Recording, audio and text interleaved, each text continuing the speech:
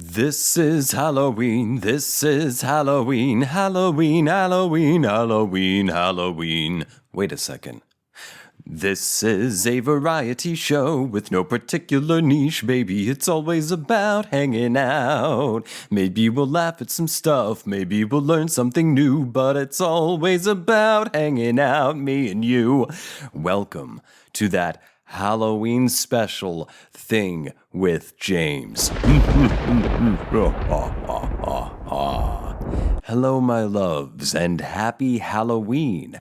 I am dressed up in costume. For the audio-only listeners, I'll let you know.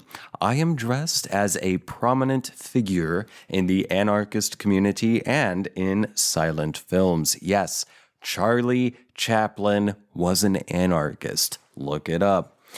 I today am going to be talking about haunting things. I found a few articles, one I read, one I haven't read, depending on where we end up. But I'm going to be talking about haunted places. But first, did you know I record bonus episodes? Yes, you might have known. But if you didn't know, I do. Every time I record one of these free episodes, a bonus one comes out at the same time. And you can get access to them at patreon.com/ThatThingWithJames. Support an independent artist. I like to say, save a pigeon, feed an artist, that's me. Support an independent creator, though I hate the term content creator or creative. This is so fucking vague and corporatized, vague fucking HR speak. I hate it. I hate it. But if you love this and if you want to help support it, go to patreon.com/ThatThingWithJames, support the show, and get access, full access, to all bonus episodes. While we're on the business end, you can find my comedy shorts. Yes, I record comedy shorts on my YouTube channel, which if you're not already following or subscribed to, please subscribe to it. That would be very cool. If you don't know how to find it, go to youtube.com, type in the search bar, That Thing with James. My channel will probably be the first result. Click subscribe and you're golden. Where else was I going? But another place you can see my comedy shorts is on TikTok. My handle there is at TTWJ Productions. That is at TTWJ, as in That Thing with James, Productions. You can also find me on Twitter and Instagram. My handle on those two is at James J. Asher. You can find my subreddit, and please, I encourage you to shitpost there at r/thatthingwithjames. Last but not least, you can email me nice things and more. What I would find more valuable is ideas, stuff, topics, questions to cover here on this show. Email those things to me at thatthingwithjames@gmail.com. And once again, please subscribe to my YouTube channel if you're not already. And if you really want to, I encourage you to become a patron today at patreon.com/thatthingwithjames. patreon.com/thatthingwithjames. I have to enunciate g. If you hear sirens in the background, I might be surprised. I can't tell. I'm not wearing my monitor headphones because I'm wearing a bowler hat. And I'm not going to wear both things on my head at the same time. Dead comedian Mitch Hedberg would say, were I to do that with the fake mustache, he might say, I got a lot of shit on my head. That's one of his jokes. He saw a dude wearing sunglasses, a goatee, headphones, and a beanie, and earrings, and he was like, man, that guy's got a lot of shit on his head. I mean, if you imagine that, it's very 90s. It's very late 90s, early 2000s. Because that aesthetic was still the same thing. And, culture hangs over. Just because you enter into a new decade, it doesn't necessarily mean that that decade has come into itself on its own in an aesthetic, cultural, and political sense, like in every sense. There's usually almost well, if we're talking decades, I'd say there's like a 2 to 3 year hangover. Even now, although culture and aesthetics are just becoming they're developing in unprecedented ways because of interconnectivity, because of social media. But that's not what this episode's about. This episode's about hauntings. So let me think. The first haunting that I ever experienced that I can remember was when I was a kid. So somewhere between ages 6 and 10, when I was living in Bernardsville, New Jersey. It's a very wealthy town. We had one of the smaller houses. Regardless, we lived in central New Jersey. And I understand some people would contest the concept, the very existence of there being a central New Jersey. But I'm here to tell you, there is a central New Jersey. And I lived there for childhood times. And we lived in an old house. And I am pretty damn sure that that house was haunted. Now, one of the more loose things is I would wake up at certain times. Later, what I would find out was considered the witching hour. And there would be weeks, just strings of days that I would wake up at the witching hour. And then it might stop for a little bit. Then there would be another string of days where I would wake up specifically as soon as the witching hour struck. I would wake up and I would be afraid that there was someone or something watching me from outside my window. And my bedroom was on the second story of this old house. But the thing watching me was not down on the ground outside. No, it was up on the same level as my window. Was my concept. I would make sure that my blinds were closed ever tighter because I was afraid there was a witch floating outside my window watching me, wanting to do, I don't know, horrible things that, witches do to children in old fairy tales. I now know that witches give the best head. Now, what really struck me with the haunting in that house was that witch thing might not always be there, but I did always hear footsteps. And the footsteps came in a couple different ways. So I would hear footsteps downstairs. But I knew my parents were asleep because their bedroom was also on the second floor and their room was down the hall, and they would leave the door cracked open, and I would be able to hear them both sleeping because I was their kid. I was familiar with their snoring, and I could hear both of them every single time I knew they were asleep, yet I heard footsteps downstairs. That was one form that the footsteps came in. The next form was in the effect of a footstep. Now, again, this was an old house. It had its creaks and moans as wind came, air pressure changed, the wood and joints expanding and contracting with heat or cold or humidity. I was familiar with all of these sounds, yet I was also familiar with the types of sounds the house made when you walked on it. And I would hear coming up the stairs, and it was 2 flights. There would be about 11 steps, and then a little platform, and you turn, and then about 7 more steps, okay? Is that 13 steps? Ooh, is that an album by A Perfect Circle? Oh, The Patient. I would hear creaking coming up the stairs. So it's not like random parts of the 2 separate flights of stairs and at the platform in between. It's not like the creaks came at random areas on there, random levels. No, I heard the creaks, the sound ascending from the first step up every single step.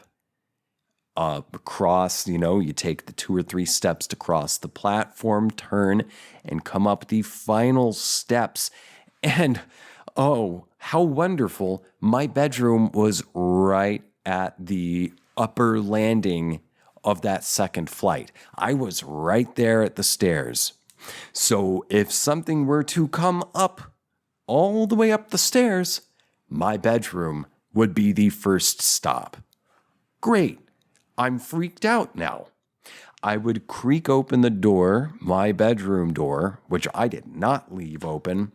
Also, the closet in my bedroom felt fucking weird too. It felt like there was something in there.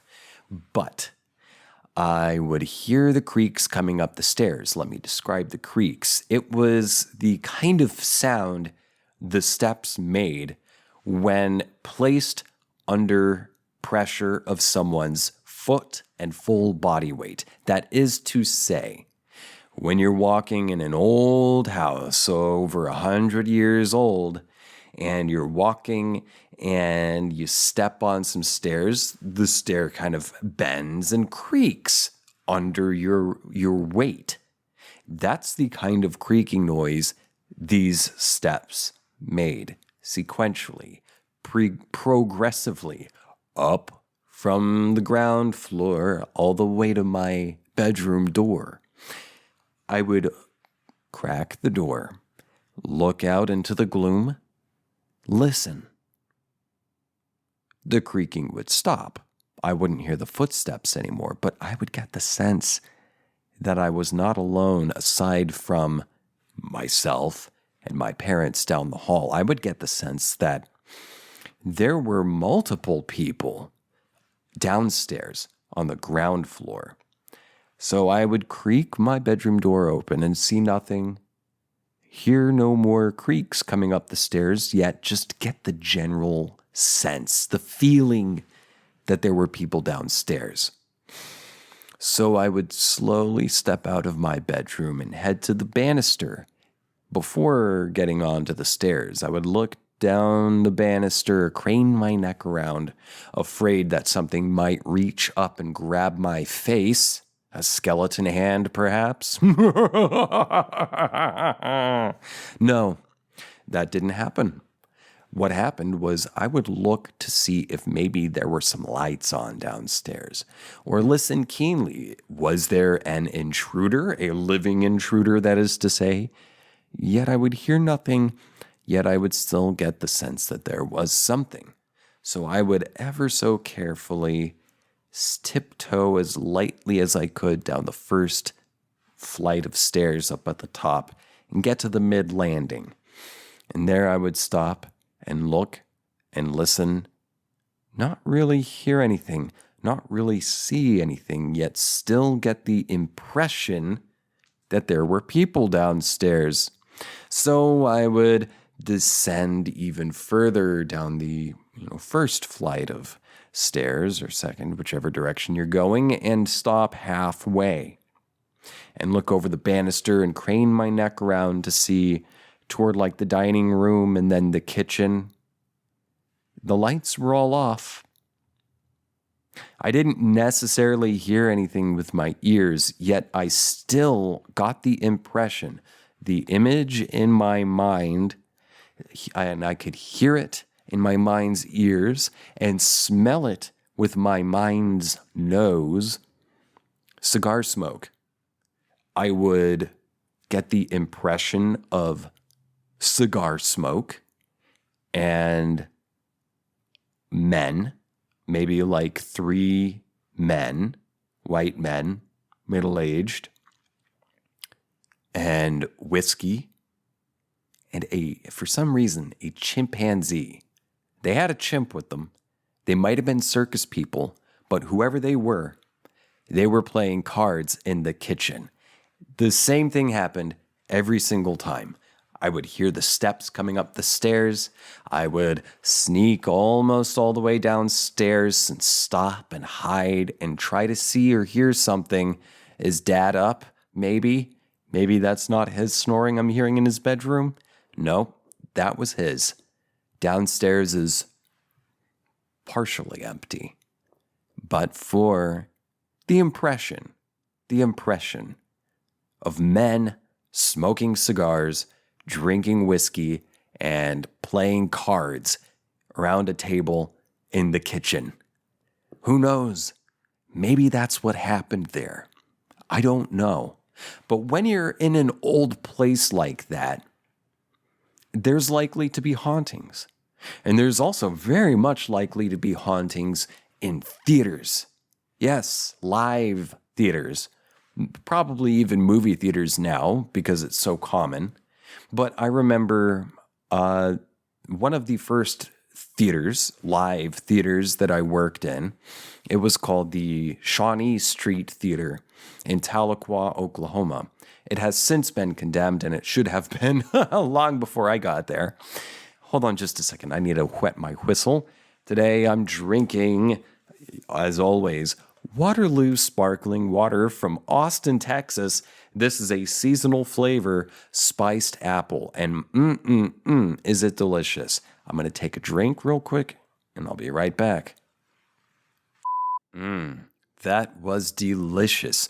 Or as Dora the Explorer would say, yum, yum, yum, delicioso. Now, as I was saying, theaters are very, very haunted because there's lots of emotion. Just look it up. I ought to do a whole episode about haunted theaters, why theaters are so haunted. And the idea is that because there are so many people experiencing such a collective, super energized wave of emotions or variety of emotions, that the space captures that energy, captures that emotion, and the space will sort of absorb it and repeat it. And this is an idea. This is an actual thing called, what is it? Yes, stone tape theory. I'm going to read a little bit of wiki for you here.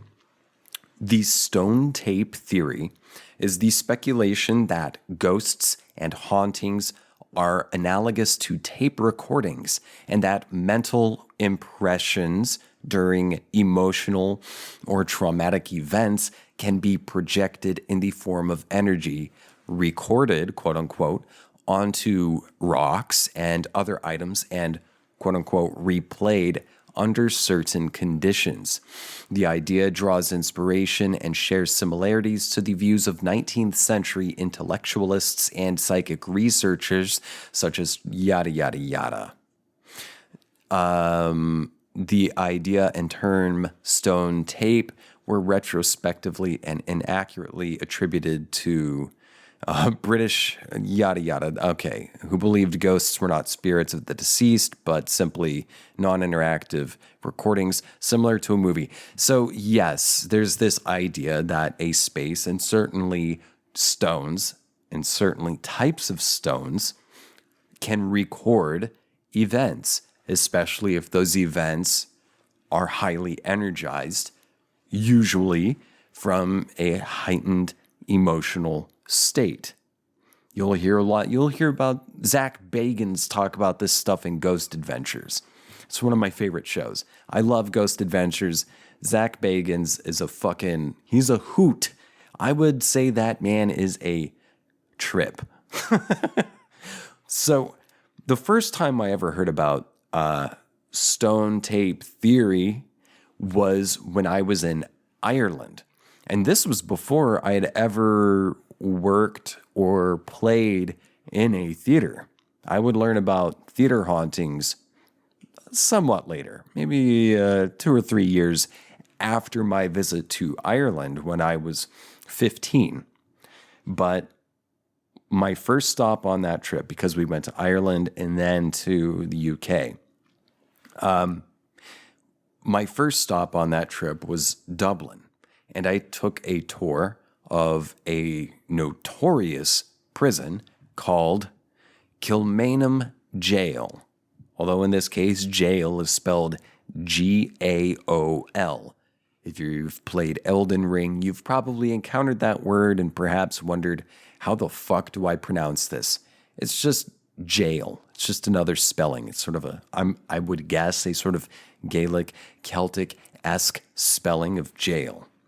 And our tour guide talked about, completely unprompted. This was not a haunted tour. This was a, straight up, legit historical tour, history tour of this historical, horrible place called Kilmainham Jail.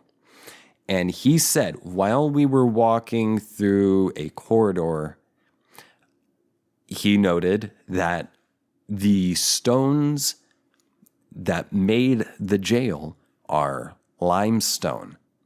That limestone is porous, and that this place, this jail, is famously haunted as fuck, right?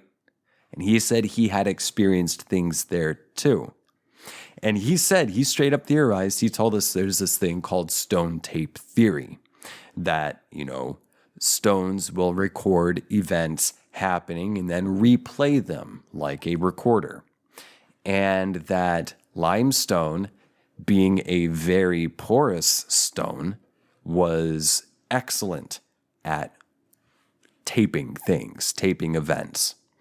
And that got me thinking, I wonder, what are these details about Kilmainham Jail? So I looked up an article here at hauntedrooms.co.uk. I've not read this yet, but let's go through it, yeah? Kilmainham Jail, Dublin, Ireland. Kilmainham Jail is a former prison in Dublin, Ireland. Opening in 1796, it has housed some of Ireland's most notorious criminals over the last 200 years. If I remember correctly, I think the place for a long span housed the most women and children out of any jail in the world or something like that. And that a lot of them were buried on the grounds. So when you get to the grounds, there's a lot of stone on the ground. And you're just walking on a big fucking grave site there. The whole place is a grave site.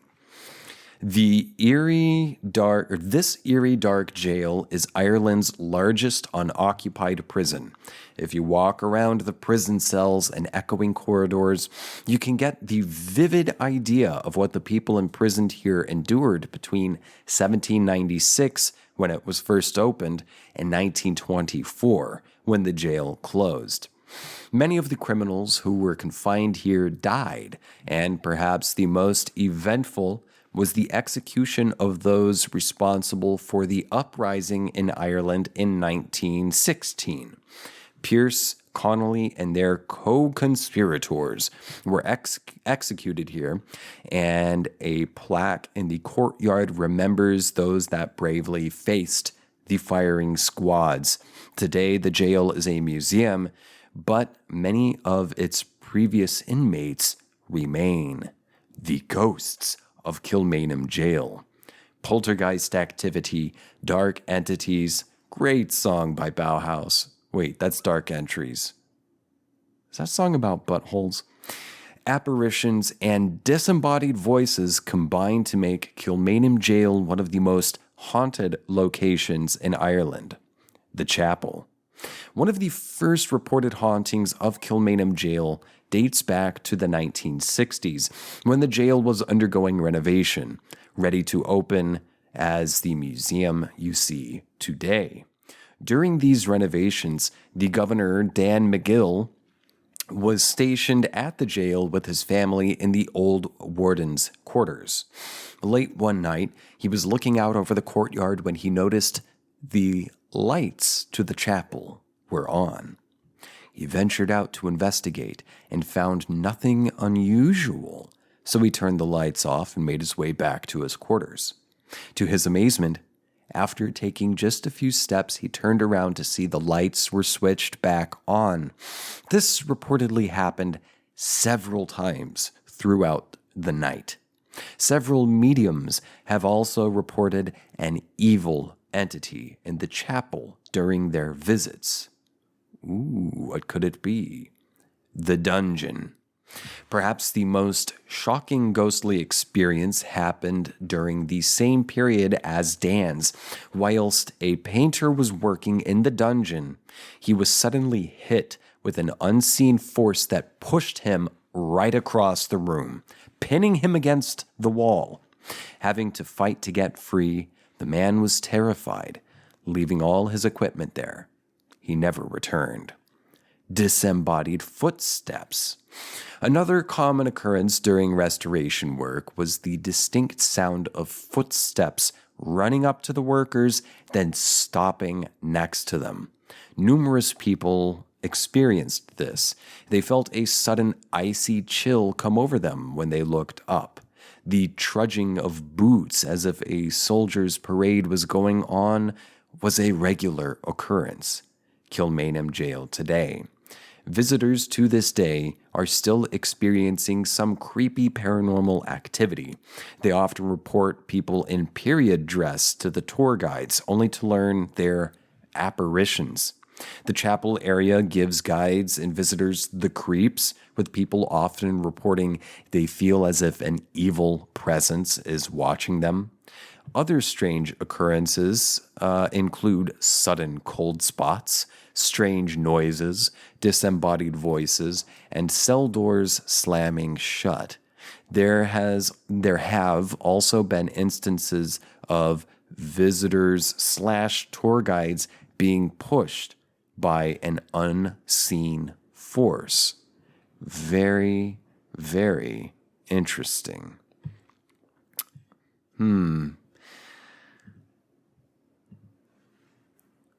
I have an idea. I think there's something to stone tape. Now, I know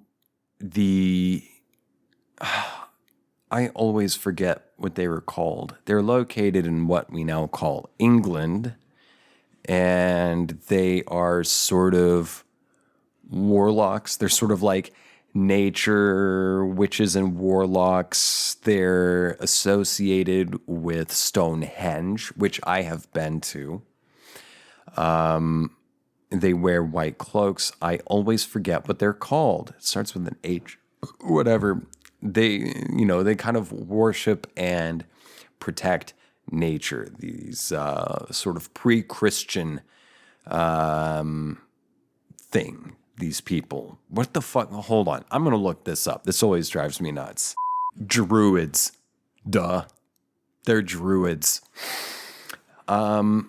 Druids, and I'm sure some other cultures believed this too, but what I understand is Druids, one of their beliefs, one of their perspectives is that stone and rocks were and are the historians of the world, that they were conscious, that they move, and that they record the history of the earth and nature and events that happen.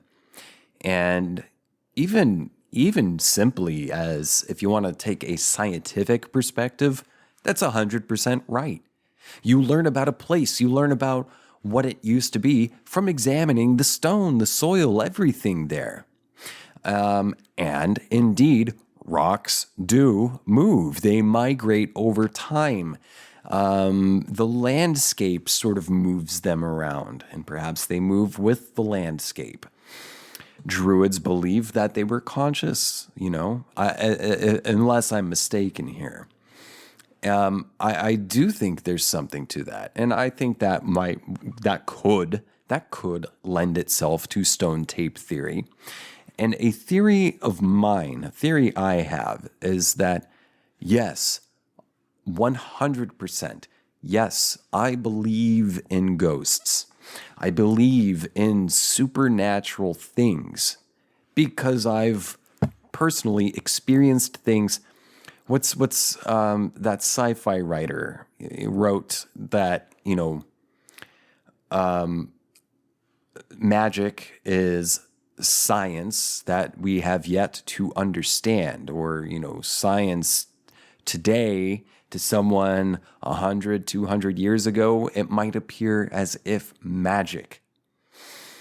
And every year, every new discovery, it's almost as if science is discovering magic, especially in the quantum realm. But here's my theory. It's waves. It's vibrations. And that could work with like string theory, that we are all just strings, like single strand of energy vibrating at a certain rate, a certain frequency to form different types of matter that behave in different ways, right? I think that's what it is. My theory is that, yeah, there could be aliens and all sorts of supernatural shit around us that we have no idea about, simply because our instrument, our bodies, and the instruments we make, the tools we use, just simply have yet to record them. Because we certainly have tools that can prove that there exist things on certain frequencies, sounds, light, in frequency, in waves that our bodies, our human organic instruments cannot perceive, right? So what if there's more? What if there's more going through us and us around us all over? What if there could be so much going on that we just simply don't know about because, say, it's on a different radio station. Say you're tuned into a certain radio station, and then something tunes. If you're on a long drive, if you've ever been on a long drive on the highway, a long trip across country, and you were listening to the radio station, then you may be familiar when one radio station starts to give out. Maybe often it'll go into static, but sometimes it'll pick up on another radio station that's kind of tuned into the same channel, the same frequency. You will hear another radio station bleed in. I can remember times when I'd be on the highway listening to a station, and it only would happen if, say, a semi-truck, like a long-haul trucker, passed by.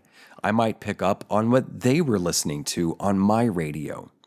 Who's to say our bodies do not behave in the same way? And that perhaps when the quote-unquote creepy, the unexplainable, the so-called paranormal happens, supernatural, what if when we can perceive that, if only slightly, that is another frequency just kind of bleeding into our own radio station, which really makes you think. If your thoughts work in the same way, how many thoughts are you picking up from another radio station? Are all of your thoughts your own? Find out in the bonus episode.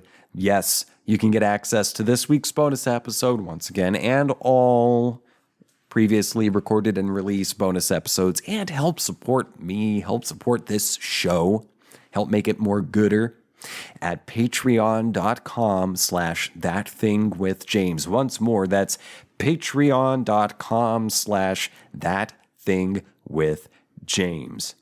In this week's bonus episode, I'm going to go a little bit deeper into my theory here about frequencies, waves, and then I'm also going to cover some stuff that I've never known before. I knew some of it, but haunted places here in Tulsa, Oklahoma. I love you. Happy Halloween. See you soon. Bye.